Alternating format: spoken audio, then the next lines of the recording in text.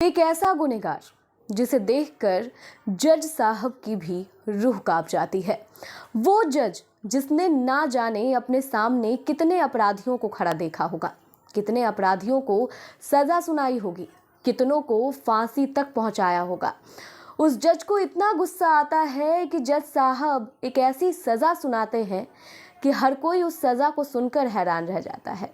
जज साहब कहते हैं कि 100 बार इसके गले को घोट कर इसे मारा जाए और फिर इसके शरीर के 100 टुकड़े कर दिए जाए। आखिर ऐसा क्या क्राइम किया था उस गुनहगार ने कि जज साहब ने इतनी भयावह सजा सुनाई, एक ऐसी सजा जो आज तक कहीं भी किसी भी जज के द्वारा नहीं सुनाई गई थी। ये कहानी है पाकिस्तान की। इस कहानी की शुरुआत होती है एक चिट्ठी से। दिसंबर 1999 में एक चिट्ठी आती है एक उर्दू अखबार के संस्थापक को।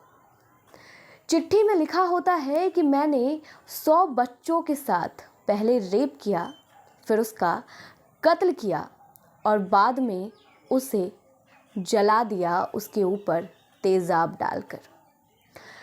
इतना सुनना कि संस्थापक सन रह जाता है। वो इस चिट्ठी को पढ़कर बिल्कुल दंग रह जाता है कि आखिर कोई ऐसा कैसे कर सकता है। संस्थापक जब तक ये सोच पाता कि शायद ये कोई मजाक है, तब तक उसकी नज़र एक पार्सल पर भी चली जाती है जो इस चिट्ठी के साथ आई थी।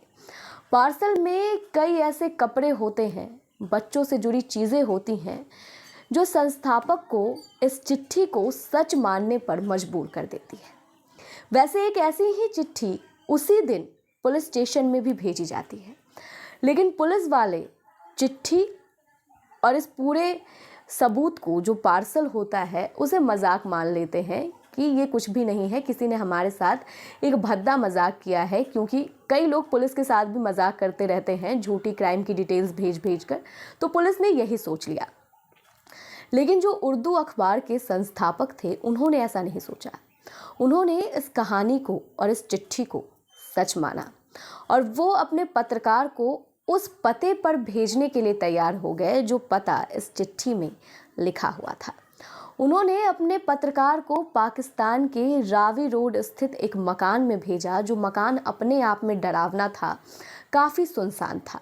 पत्रकार वहाँ जाता है और वहाँ जाकर जब चीज़ों को खंगालने की कोशिश करता है तो उसे ऐसी चीज़ें मिलती हैं जो उसके शक को और ज़्यादा पुख्ता कर रही थी। यानी कि वहाँ बच्चों से जुड़ी हुई कई चीज़ें होती हैं। एक डायरी होती है जिसमें बच्चों के बारे में लिखा होता है, उन बच्चों का नाम पता लिखा होता है जिन बच्चों को मौत के घाट उतारा गया था, जैसा कि चिट्ठी में लिखकर चिट्ठी वाले ने भेजा था।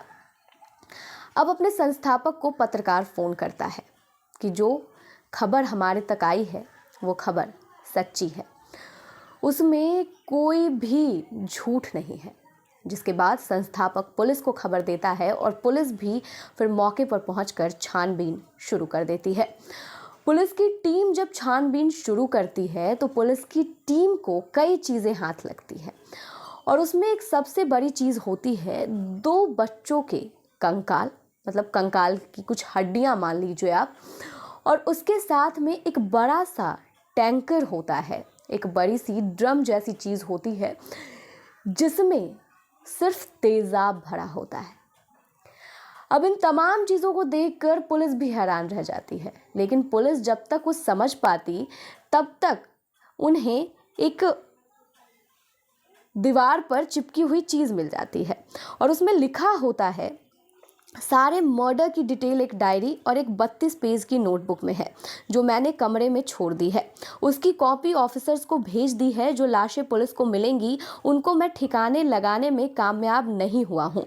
पुलिस को वो मिलेंगी भी तो शायद मेरी आत्महत्या के बाद। अब मैं रावी नदी में कूदकर मरने जा रहा हूँ। ये चीज़ दीवार पर लिखी हुई थी, दीवार पर एक पुर्जे में लिखकर चिपकाई हुई थी। यानी कि जो गुनहगार था, जो भाग रहा था, वो जानता था कि पुलिस या फिर पत्रकार मेरी चिट्ठी को पढ़ने के बाद यहाँ आएंगे ज़रूर, और जब वो आएंगे तो मैं अपना गुनाह कबूल करके आत्महत्या कर लूँगा और आत्महत्या के लिए वो निकल गया। अब जब लिखा था रावी नदी का डिटेल तो पुलिस दौड़ते हुए उस गुनहगार को दबोचने के लिए रावी नदी के पास पहुंच जाती है।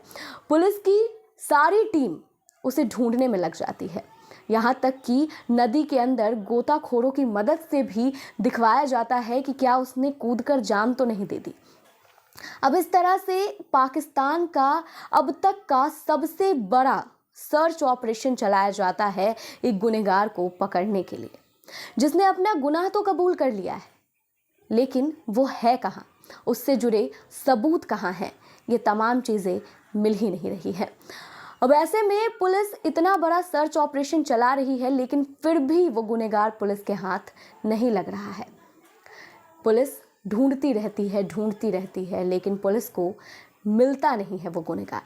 फिर अचानक से एक दिन उसी उर्दू अखबार के संस्थापक के पास एक शख्स आता है, और वो शख्स हल्की सी दाढ़ी, हल्का सा मूंछ रखे हुए 44 से 45 साल की उम्र के बीच का होता है। वो शख्स खुद को जावेद इकबाल बताता है और कहता है कि मैं वही हूँ जिसने चिट्ठी भेजी थी, जिसकी चिट्ठी में ये लिखा था कि 100 बच्चों को मैंने मारा है और मैंने 100 बच्चों के साथ रेप भी किया है, और मारने के बाद उनके ऊपर तेज़ाब डालकर उन्हें जला भी दिया है। संस्थापक उसका इंटरव्यू लेना शुरू करता है। संस्थापक के सामने जावेद इकबाल कहता है कि मैं आत्मसमर्पण करने आया हूँ, और तब तक संस्थापक ये खबर पुलिस तक पहुँचा देता है। पुलिस भी मौके पर पहुंच जाती है और जैसे ही इंटरव्यू खत्म होता है वैसे ही उसे दबोच लेती है। लेकिन पुलिस के सामने एक बड़ा सवाल ये होता है कि क्या ये सच में वही जावेद इकबाल है जिसने वो चिट्ठी भेजी थी? क्या ये शख्स वही है जिसने 100 बच्चों का कत्ल किया है? क्या ये शख्स वही है जिसने 100 बच्चों को तेजाब डालकर जला दिया है? ऐसे कई सवाल पुलिस के मन में चल रहे थे। अब पुलिस ने अपनी पूछताछ शुरू कर दी। पुलिस ने जैसे ही पूछा कि तुमने 100 बच्चों का कत्ल क्यों किया, इसमें सबसे पहला जवाब जो जावेद इकबाल ने दिया, उसने कहा कि हाँ, मैं जावेद इकबाल हूँ, मैंने 100 बच्चों का कत्ल किया है। उन्हें मारने से पहले उनके साथ बलात्कार किया है। बलात्कार करने के बाद जंजीर से उनका गला घोंटकर उनकी हत्या कर दी है, और ऐसा करने के बाद लाश का कुछ पता ना चले उसके लिए मैंने तेजाब का सहारा लिया है और तेजाब में डालकर बच्चों को जला दिया है। जिन बच्चों की हड्डियां बच गई उन बच्चों की हड्डियों को मैंने रावी नदी में ठिकाने लगा दिया है।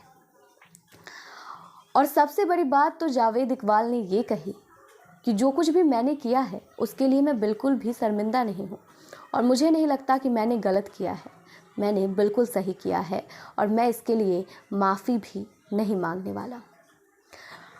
इसके बाद पुलिस ने जावेद से पूछा कि तुम्हें क्यों लगता है कि तुमने सही किया है? क्या तुम बचपन से ही ऐसे हो? क्या तुम्हारी बचपन से मानसिकता ऐसी ही है? इस पर जावेद इकबाल का कहना था कि जी नहीं, मेरी बचपन से मानसिकता ऐसी नहीं है। मैं बचपन से बड़े ही साधारण घर में पला बड़ा हूँ, और मैं भी एक साधारण सा आम सा इंसान था जैसे सब लोग होते हैं। मैं बड़ी आम से ज़िंदगी जी रहा था, लेकिन तभी मेरे साथ कुछ ऐसा हुआ जिसने मुझे ये बनने पर मजबूर कर दिया। अब पुलिस भी उसकी तरफ काफ़ी हैरानी से देखने लगी कि तुम अगर बचपन से एक आम इंसान थे और साधारण सी ज़िंदगी जी रहे थे, तो आखिर तुम्हारे साथ ऐसा क्या हुआ कि तुम एक साधारण इंसान से इतने बड़े कातिल बन गए जिसने 100 बच्चों का कत्ल बिना दया ममता दिखाए कर दिया? तुम्हें एक दफ़ा भी अंदर से ऐसी आवाज़ नहीं आई कि मैं गलत कर रहा हूँ? जिसके बाद जावेद ने जो जवाब दिया और जो कहानी सुनाई वो उसकी ज़िंदगी की वो असल कहानी थी जिसने उसे जावेद से एक कातिल बना दिया। जावेद ने बताया कि उसकी उम्र 20 साल होने ही वाली थी, तभी उसके ऊपर एक रेप का मुकदमा दर्ज हो जाता है। वो रेप जिसे उसने किया भी नहीं था। उसके ऊपर जब रेप के चार्जेस लगते हैं तो वो लगातार अपने आप को बचाने के लिए ये बताता है पुलिस को कि मैंने ऐसा नहीं किया है, मैंने किसी का भी रेप नहीं किया है, लेकिन कोई भी उसकी नहीं सुनता है। पुलिस वाले उसे पकड़कर जेल में डाल देते हैं।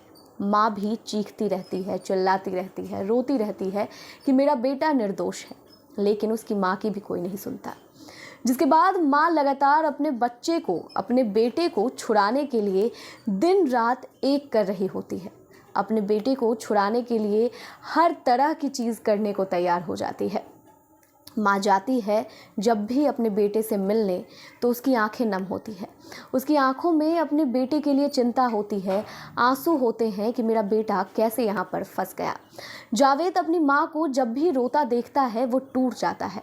माँ की आंखों में आंसू देखकर उसे ऐसा लगता है कि मेरी माँ आखिर क्यों तड़प रही है, वो गलती जो मैंने की ही नहीं है उसकी सज़ा मैं क्यों भुगत रहा हूँ।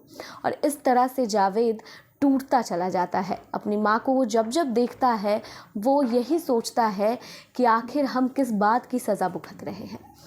ऐसे ही करते करते माँ लगातार अपने बेटे का इंतज़ार करती रहती है, रोती रहती है, और एक दिन माँ की मृत्यु हो जाती है। जावेद को जब माँ की मृत्यु का पता चलता है, जावेद उसी समय कठोर हो जाता है और फिर वो अपना मन बना लेता है कि जिस दिन उसकी सज़ा खत्म होगी उसके बाद वो 100 माँओं को रुलाएगा। और 100 माँओं को रुलाने के लिए उसने 100 बच्चों के मर्डर का प्लान बना लिया था।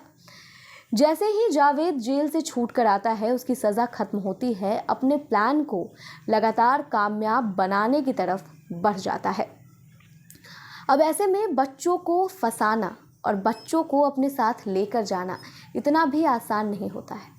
पुलिस का सवाल जावेद से अगला यही होता है कि तुमने आखिर बच्चों को अपना शिकार कैसे बनाया, क्योंकि बच्चे 2 या 4 नहीं हैं, यहाँ बच्चों का आंकड़ा 100 का है और 100 बच्चों को अपने जाल में फंसाने के लिए कोई ना कोई ऐसा चाल तुमने चला होगा जिससे बच्चे तुम्हारी तरफ खींच आए।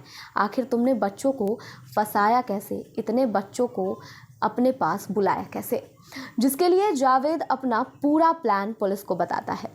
जावेद बताता है कि वो बच्चों के लिए ही बच्चों वाले इलाके में एक वीडियो गेम की दुकान खोलता है। वीडियो गेम की दुकान इसलिए वो खोलता है ताकि बच्चों की भीड़ जो है उसके दुकान पर जमा हो, और बच्चों की भीड़ इकट्ठा करने के लिए उसने वीडियो गेम्स के जो दाम हैं वो भी कम कर दिए थे।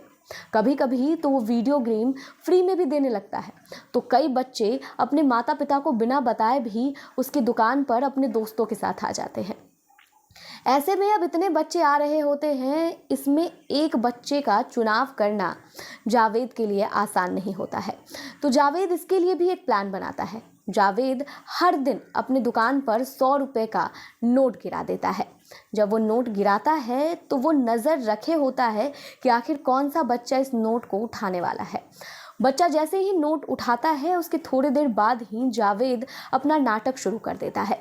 जावेद ये कहानी शुरू करता है कि बच्चों को लाइन में खड़ा करके अपने 100 रुपये की नोट का जो जांच पड़ताल है वो शुरू कर देता है।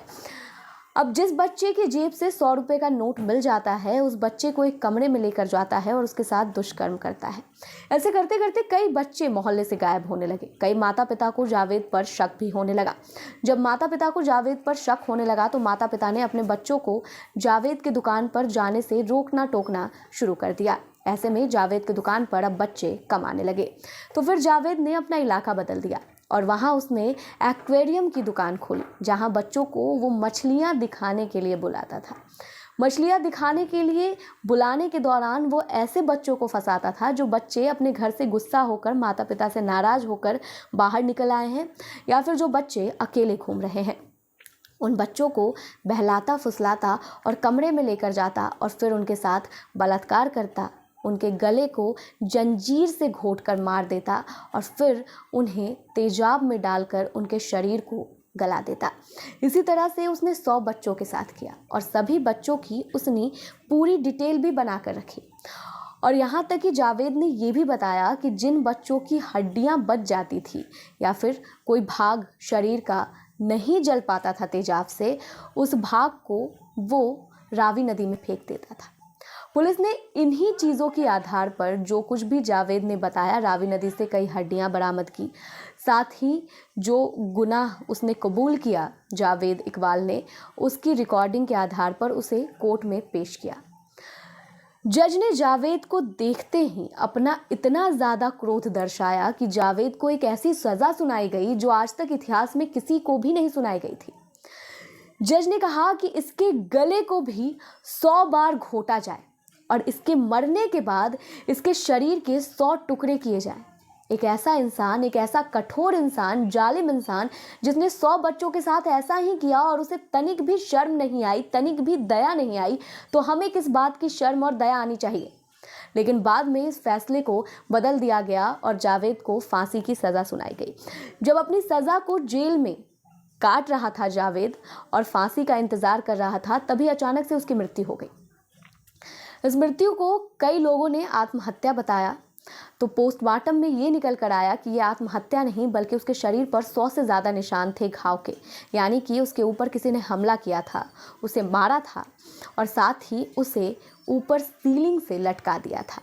सीलिंग से उसके गले में चादर बांधकर लटकाया गया था, लेकिन लगातार ये दर्शाने की कोशिश की गई कि ये आत्महत्या थी। कईयों ने ये कहा कि पुलिस वालों ने ही जावेद को मारा है, क्योंकि जावेद ने इतने हिंसक तरीके से बच्चों की हत्या की थी कि पुलिस वालों के मन में काफ़ी आक्रोश था उसको लेकर, क्योंकि पुलिस वालों ने पूरी कहानी सुनी थी और जांच पड़ताल में पुलिस वालों ने बच्चों से जुड़ी हुई कई ऐसी चीज़ें देखी थी जो उनके लिए बहुत ही रूह कपा देने वाली थी। लेकिन कुछ लोगों ने ये भी कहा कि जेल में ही लड़ाई करते हुए अन्य कैदियों के साथ जावेद की मृत्यु हो गई है। जावेद की मृत्यु किसी भी वजह से हुई हो, एक पाप खत्म हुआ। अब इस पाप के शरीर को जब उसके परिवार को सौंपने की बारी आई तो परिवार वाले ने भी अपने लड़के को लेने से मना कर दिया। जावेद के भाई को जब उसकी बॉडी ले जाने को कहा गया तो जावेद के भाई ने कहा कि मेरा भाई तो उसी दिन मर गया था जिस दिन इसने मान लिया था कि इसने 100 बच्चों की हत्या की है, और वो भी इतने भयावह तरीके से। मेरा कोई भाई नहीं है, मैं किसका शरीर लेकर जाऊं अपने घर। इस तरह से जावेद का अंत हुआ। एक ऐसी क्राइम, एक ऐसी दिल दहला देने वाली घटना जो आज भी याद करके लोगों की रूह कांप जाती है। कहते हैं कि सनक एक सबसे बड़ी बीमारी होती है। जावेद के साथ जो भी हुआ, उसकी माँ के आंसू के बदले उसने जो 100 माँओं को रुलाया वो काफ़ी गलत था। जावेद ने अपने बयान में ये कहा था कि जिस तरह से मेरी माँ रोई है उसी तरह से 100 माँओं को मैं रुलाऊंगा, और जिस दिन मैं 100 माँओं को रुला दूंगा मेरा बदला उस दिन पूरा हो जाएगा। और इसीलिए जावेद ने 100 माँओं को रुलाने के बाद आत्मसमर्पण करने का निश्चय किया। और जावेद कहीं से भी माफ़ी नहीं मांग रहा था अपनी गलती के लिए, क्योंकि उसे लग रहा था कि उसने जो किया सही किया। बच्चों का भविष्य बर्बाद कर दिया, माँ बाप के सपने छीन लिए, माँ बाप के बच्चों को छीन लिया।